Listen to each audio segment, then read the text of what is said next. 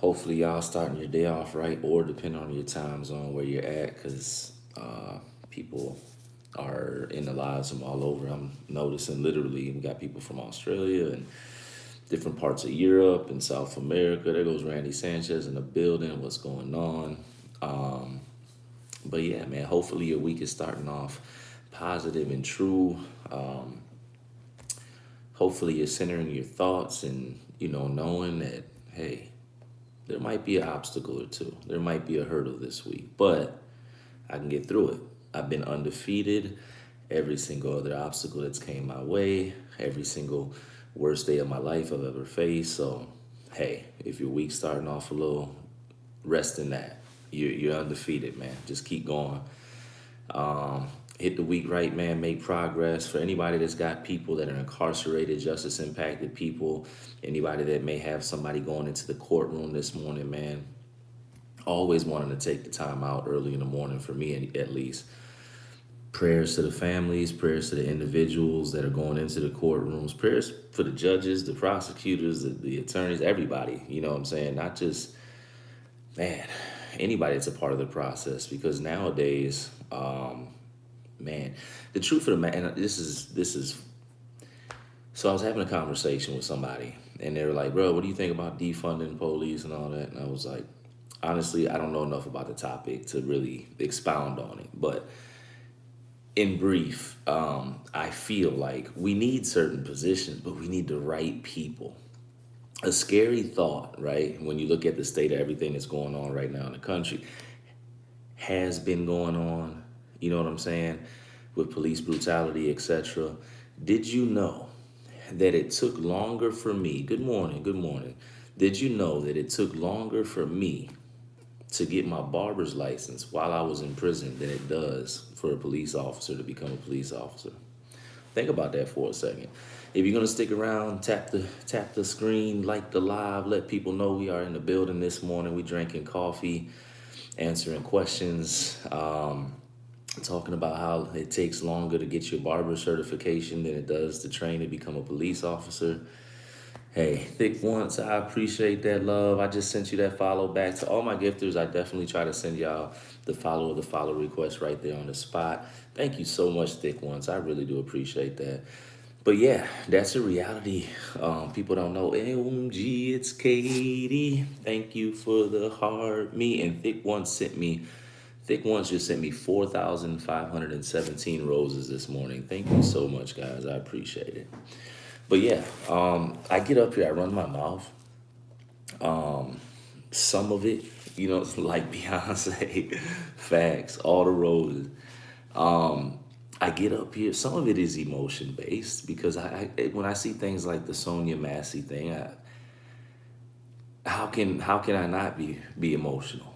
If I'm not saved by grace, thank you so much. If I'm not filled with a little bit of emotion, then I'll say for me anyways, I think that I'm dehumanized. Uh-oh. What's going on? Hello? My mom just called. She's taking her first trip at 76 to Miami, Florida with her boyfriend. Her boyfriend is 90 years old. And so happy for him. My mom found happiness. Like, I think this is the happiest I've seen my mom. She's 76. I kid you not. Mr. Willie is 90 years old. Hey, they're on their way down to Miami. They're living life. But yeah, so some of it is emotion based because somebody's like, but the majority of what I speak up from, guess what? Facts, truths. I learned long ago that usually when I walk into a room, because I'm formerly incarcerated, because they see the tattoos, maybe it's the way I look, whatever, oftentimes people count me out. They think a certain thing about me. I'm stereotyped at the door. So I have to come into certain conversations with the facts. I'm already expecting people just through my experiences in life, and anybody that's been incarcerated can probably relate to this. People, when I walk into a room, they think my level of intelligence, maybe is it in a certain place? I don't know, but at the end of the day, I need facts because I know I'm going to end up in conversations when it comes to the topics that I speak about. I speak about incarceration. I speak about mental health. I speak about substance abuse. Everybody does not believe that people deserve second chances. Everybody does not believe everybody that battles addiction, it's really a disease. Everybody doesn't believe that mental illness is a real thing. So every once in a while, though I don't get into these debates, I end up in debates. But yeah, that's why I come with the facts. And I tell people it takes longer to become a barber than it does a police officer in this country. Everybody should post that today on your timeline. Just spread the word. Just spread the word. Just help people understand the amount of training it takes to actually become a police officer versus a barber. It takes longer to become a cosmetologist than for sure. What other trades? Kamari, I appreciate that, Rose. I hope I said your name right. I just sent you to follow back. Everybody, if you can, tap the screen, let them know we're here. If you got any questions this morning for me about incarceration, life, mental health, substance abuse, don't hesitate to ask. Aside from the work that I do in the justice or criminal justice field with advocacy, I'm also an outreach coordinator at Believe Detox. If you or a loved one is, dealing with substance abuse issues, message me, and man, potentially I can get you into a good place for a great first step. A place that I believe in, which is hard nowadays because I don't believe in every program. Jazante Ari said, this man said if you're in a prison relationship, it doesn't last. Well, I don't know. That may be his opinion, but obviously that's not true. Me and my wife are getting ready to celebrate our 5-year wedding anniversary Labor Day weekend. So we've been together since 2017. Got married in a visitation room in 2019. I didn't come home till 2020, and we're getting ready to celebrate our 5-year or 5-year wedding anniversary. So we're doing a vow renewal. So I don't know. And for me, Jazante, I know plenty of relationships that last. So, we got to know this, right? And I don't know whoever made the comment. Again, a lot of times we try to pass what we feel or our perspective on as fact. And obviously, my wife's downstairs. She'll tell you we're still married and therefore it still lasts. So just thoughts. Grand Rising, Ojos was good, y'all. This is a good question, Jason Flores. I appreciate it. If y'all got questions, please put them in the chat. Tap the screen, let them know we're here. I'm here to answer questions, y'all. I'm here to just interact, provide support, and that's really it. I like getting up here and having conversations. How's the adjustment been so far? My brother's doing 25. He's got 15 years in. Hope he adjusts well out. I am now at about 4.5 years out. I will tell you, as I have up here, my first 2 years were extremely difficult. But I came home right before the pandemic as well. So as you can imagine remember what the world was like during the pandemic, imagine somebody coming home after 17 years straight into that. So, but after about 2 years, I'd say I kind of started balancing out. But that was through therapy. That was through some really deep reflective work, accountability. That was me saying I don't want to lose my marriage. It's a lot, man. But the adjustment period for some, it varies, but oftentimes there's always this phase where people hit the wall, where that anxiety kind of kicks in because you don't know how damaged you are until you're outside of that environment. So I always say therapy, mental health support groups, safe spaces, being proactive. Pete, you said 8 years in recovery, hard as shit, day at a time, cleaning up the past and leaving their own work. That's it, man. That's it, Pete. One day at a time. When it comes to sobriety, just like anything, it's literally one day at a time, and not allowing yourself to feel the pressure of saying, okay, I need to be this way for 5 years straight. No, I just need to get through the day, And it's not just it's just anything. I need to get through the day not drinking pop because I need to stop drinking. So it's with anything. Not I'm trying not to drink sodas for the rest of my life. There's a weight to that. And I hope y'all understand that. We're talking about addiction, but we're talking about anything in life. A lot of times we put the weight on ourselves just from how we're talking to ourselves. Me saying I want to quit drinking coffee for the rest of my life can seem daunting. I'm like, oh, for the rest of my life? Like not even an iced latte versus I'm not going to drink coffee today. You know what I'm saying? And I get up tomorrow. Eh, I'm not going to drink coffee today either. It's one at a time. That's it. You know what I'm saying? Self-talk is key. I would state time, Tommy. Appreciate everybody tapping the screen, liking the live, and my gifters. I appreciate y'all, my subscribers, my people joining the team. Appreciate y'all. Somebody said, LC Media, did you get posted up on Facebook to get pen pals while you were in a relationship? No, not that I know of. You said while I was in a relationship? No. I think I signed up for like a pen pal program like when I first, towards the beginning of my bid, because I was lonely and didn't have anybody. But I was fortunate enough, I didn't really have to like do that.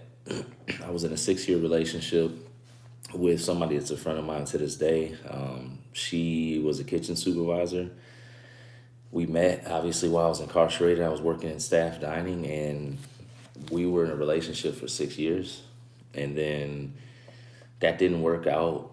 Prison, and just, I don't know. But she's still a great friend. And then maybe about less than a year later, I met my wife. So my situation was a little bit different, just a little bit. How do you support someone you're with that does meds to pass the time? Oh, man, I don't know. I don't know, Jazante. How do you support them? Encourage them to get sober and get them into a detox center as soon as they get home. And if you need information on a great detox center, I can connect the dots and get your loved one to one. Insurance isn't always an issue either. There's federal programs and stuff like that where we can get loved ones insurance and do certain things, but I wouldn't even play with that. The issue is if you're willing to do that to feel a certain way while you're incarcerated, you're going to do that when you're home.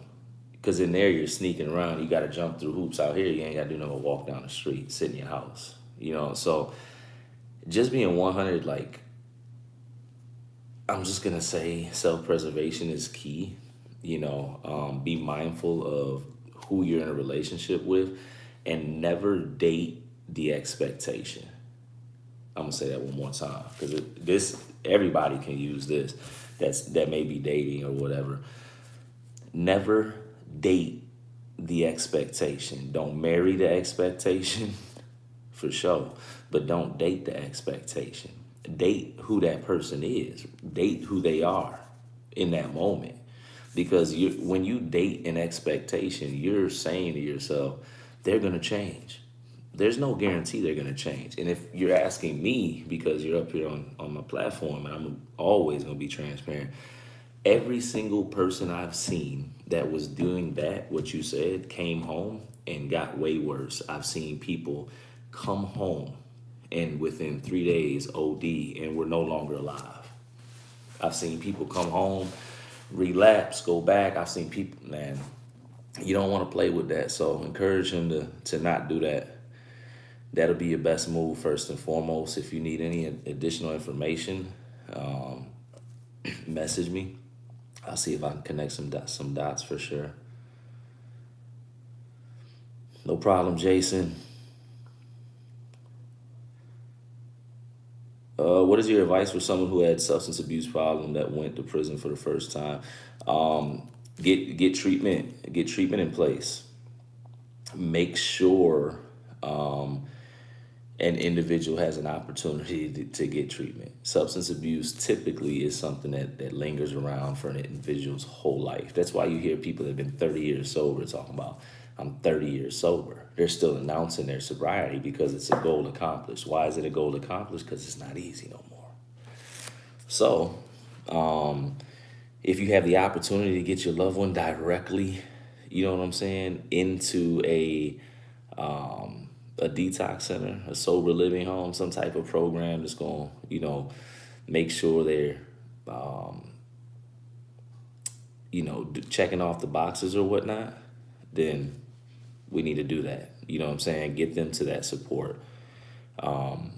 If you don't have the ability, get them maybe buddy to a mentor, but by all means, challenge them to walk in their sobriety. So, usually, those that relapse, those that are dealing with substance abuse issues, tend to violate, end up going back or having, something going on with them. The other thing is, I always say, is treat mental health. Therapy is key. Most addiction issues are tied to mental health issues, which is why you tie in incarceration, and we call that the big three. Saved by Grace. I don't know. I'm gonna start it back up.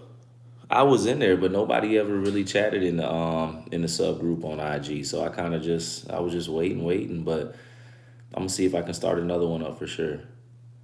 Message me just in case over there. Anybody? We got a channel, like a sub channel over there. On IG, we're building everywhere, man. But I'm glad she just asked about that because I'll definitely bring it back. Stack, what's good brother?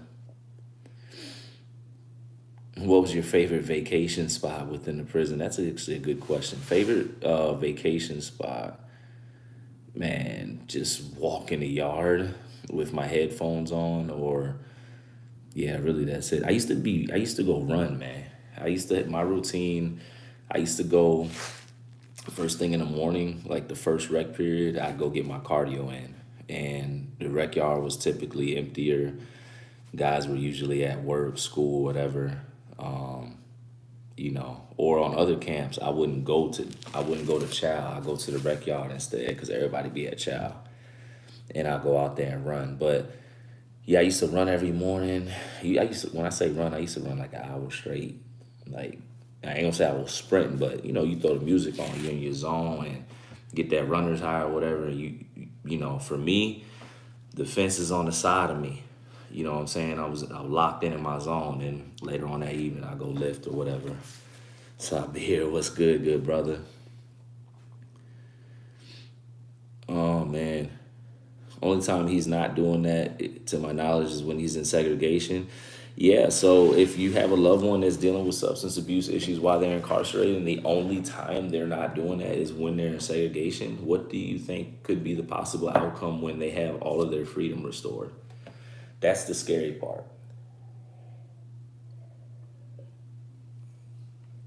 And I'm not trying to be negative, but I have to get you to thinking about these things if you're not already. Because if you wait for your loved one to get home and try to address it, you're gonna be in a place where you're reacting. You know what I'm saying? Like, you're literally gonna be in a place where you're reacting, and that's not what it is. You know what I'm saying? You want to be proactive so he can come into an environment that's already set up for him to be sober. You know what I'm saying? Did y'all have sports tournaments? Most definitely. Topic, let's talk about life. Topic today is, in 2003, I got sentenced to 144 years. And now I educate people to the realities of incarceration. I am a substance abuse advocate and outreach coordinator, as well as mental health advocate. I'm an organizer. We can talk about everything, man. But we're really talking about incarceration, those things, man, the impacts of it. Because it's real. Yeah, sports tournaments for sure. We had sports leagues. And it's serious. Like, seriously. Like, I was coaching teams for basketball. Softball is a very serious thing. Like, they used to do drafts depending on the camp. It's really serious. Yeah, this guy that I've been seeing, he has done 22 years, and they put him in work release and do the rest of his time. He's thinking he's going to get out in a year time. Okay. They're stepping him down, so that's a good sign. Jazante, I told him he doesn't understand how he's affecting the people that's outside supporting him. We often don't. But often we got to remember, too, substance abuse is an illness. It's a disease, so it's kind of tricky. But yeah, man, I'll be back up here later. I just wanted to get up here and answer some questions first thing in the morning because haven't been getting up here in the morning. I typically get up here in the evening, around 8 o'clock ish p.m. Eastern. Um, but that's it. My whole goal up here is to bring awareness, educate, communicate with people, be able to answer questions, and hopefully just wake some people up to the reality of incarceration and the impact on mental health and more. Again, if you need help when it comes to substance abuse or addiction, contact me. I'm outreach coordinator at Believe Detox. I'd love to, help you guys take that first step.